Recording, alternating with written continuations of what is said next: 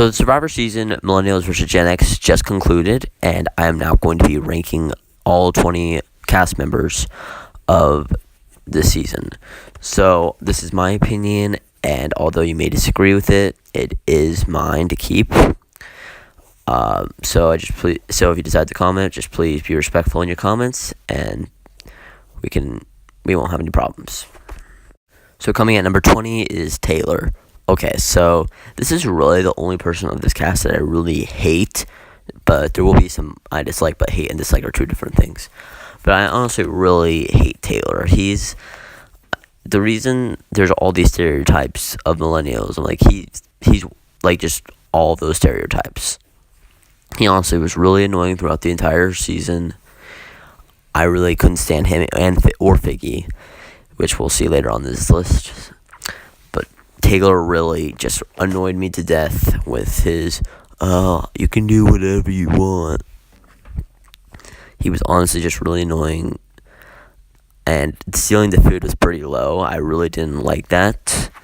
So we'll see what happens later on the list.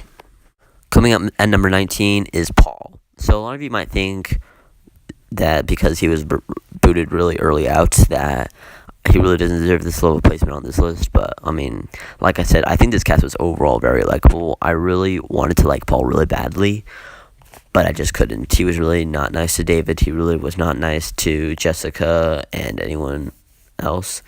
I mean, he was very disrespectful. But like I said earlier, I really wanted to like him because like he seemed kind of chill in his cast reveal. But like when the season started, he was really starting to annoy me, thinking he was the kingpin and all. And I was really happy to see him blindsided. Coming at number 18 is Will. I really didn't like Will at all. I mean, the thing about him leaving high school to go on Survivor, I think is really stupid because, I mean, he's a senior. He really should be focusing on graduating and getting into college, but it's whatever. With that, I mean, the thing I really didn't like about Will was how during Zeke's boot episode, he was like, everyone's taking credits for the move I make. And it's just like, no, you didn't make any big moves, bro. You went along with what other people said. I mean, you went along with what people said about Mari. Jay told you to vote with Michaela, and pretty much all the other times you voted in the minority a lot. So, no, he didn't make any big moves. Sorry. And I really liked how Adam played his idol for Hannah, which kind of took away Will's big move on Zeke, because he really can't get credit for that anymore. So, sorry, Will. Bye. Like I said with Taylor earlier, I really didn't like Figgy, but she wasn't as annoying as Will and Paul, in my opinion. Honestly, Figgy really annoyed me during Mari's boot episode. She was really pretty much getting on my nerves with starting a cat fight with Michaela and whatever else happened that episode. I can't really remember much, but I do remember her being really annoying.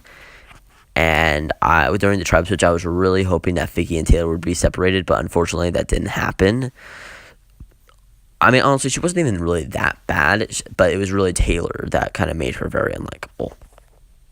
Coming on number 16 is, what's her name? Lucy.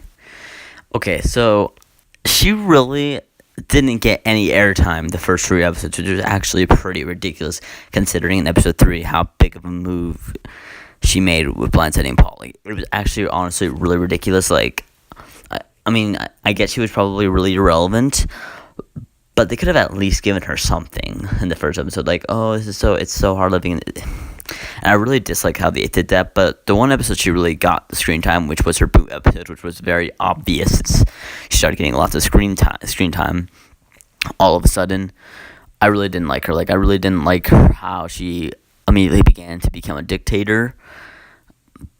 And I mean, that's pretty much it, because there's really not that much about her to dislike, because she didn't even get a confessional, but because of that, that's why she's below these next 2 people. Coming at number 15 is Rachel. Okay, so Rachel was the first boot, but during the episode, she was kind of annoying. However, I'm like saying kind of, I mean, her kind of annoyingness, and we didn't really get to see the good side of her, that's why she's in the dislike column. But that's why she's, like, not even close to me, like, hating her. So I'm really not going to go on that much of a rant. I actually can't even remember that much about her. I just do remember her being annoying, which is why she was the first one out. So, really, whatever with her. Coming at number 14 is Brett. So this is the last person I really dislike. I mean, Brett, he was actually pretty funny. Sometimes he did make me laugh. But he was so irrelevant and at times really unlikable that I really just can't put him any higher than this rank. I think I've disliked him more than Rachel, people like Rachel and Lucy. But his good sense of humor really puts him up. But that's the only reason. I really didn't like Brett's comment about David, that one tribal council. He was actually a complete butthole, that entire tribal council. I mean, I really didn't respect Zeke's comment either, but I'll get to that later. But Brett really was just irrelevant, and I really just didn't like his attitude at times. But I'm really surprised that he's gay, because I honestly didn't. I have a gaydar, and I can tell when people are gay. He did not come out as one of those people, so we have now come to the okay part of the list. So coming at number 13 is Sunday. Not even really sure who she is.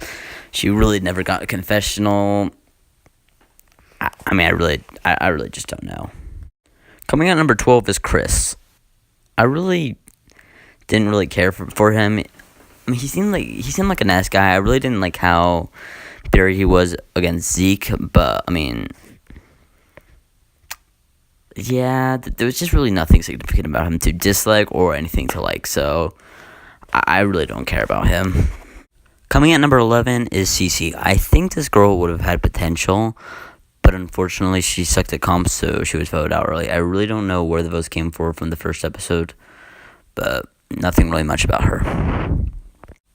Coming at number 10 is Mari. So we have now reached the Who I Like section. So I don't really watch Smosh, but I know Mari was from there. But episode 1, I was really rooting for her. She was probably my favorite on episode 1 because I really liked how strategic she was. And I was extremely disappointed seeing her go over Figgy. That really, I wouldn't want to say made me mad, but it annoyed me. But I wasn't really too upset about it, but she really had potential. And if there's ever, like, another second chance season, she really should get another chance because she really had very good potential to be a good player. Coming at number 9 is Michelle. So I sort of liked her when she was in the game, but I really didn't care for her, and I wasn't really upset when she got voted out. But the reason she's made it this high on the list is because of Ponderosa. She really made me laugh through Ponderosa. It really opened up her character, and you could see how good of a sense of humor she had. I just wish that we had seen more of that in the game. Coming at number 8 is Jessica. Okay, this woman was robbed. Well, sort of. I do gotta say that that tribal council with The Rock was really epic, and I do really feel bad for her because I was really wanting The Rock to be drawn by either Will, Sunday, or Brett, and I actually kind of suspected it because they weren't getting that much of an edit. But sadly, she had to draw the Black Rock, and it did really make me sad seeing her walk away in tears when she didn't deserve it. However, in the other's defense, though, she did say that she didn't really want to go to Rocks, but overall, definitely robbed. She was very nice on the island, and I really don't like how Sunday treated her after they blindsided Paul. I think that was just stupid. And I don't really see why everyone was so threatened by her. Like, when she stayed over Chris, I was really happy, but then very disappointed to see her go. I definitely liked her at the beginning with the legacy advantage, and honestly, she was just a very nice person and very likable. Coming at number 7 is Hannah. Okay, I really liked Hannah. Hannah definitely made me laugh with her nerdiness and like the whole trust cluster thing. I mean, she was definitely really cute. I mean, I definitely really liked Hannah. I wouldn't have wanted her to win in the end just because Adam deserved the most, but she definitely had a really bang-up final tribal council. I really would actually be very interested in seeing her return for another season because I feel that she could really show her potential. But at the final Tribal Council, although she did do a bang-up job, we do know that she really did a lot of coattail riding. And although she made a big move getting Sunday and Brett out, anyone could have gotten those two out. Those two were really the non-threats in the game. So, but I think if we see Hannah back for another season, I think she could do really, really well. Coming at number 6 is Zeke. So I actually really liked Zeke. I didn't really like that one comment he made to David, which was completely wrong. But he wasn't being like Brett, who was a jerk that entire tribal and throughout a lot of the game. So Zeke had some pretty good gameplay, and I really did like him at the beginning because he was definitely an underdog, similar to David, but he wasn't acting like all freakish like David was.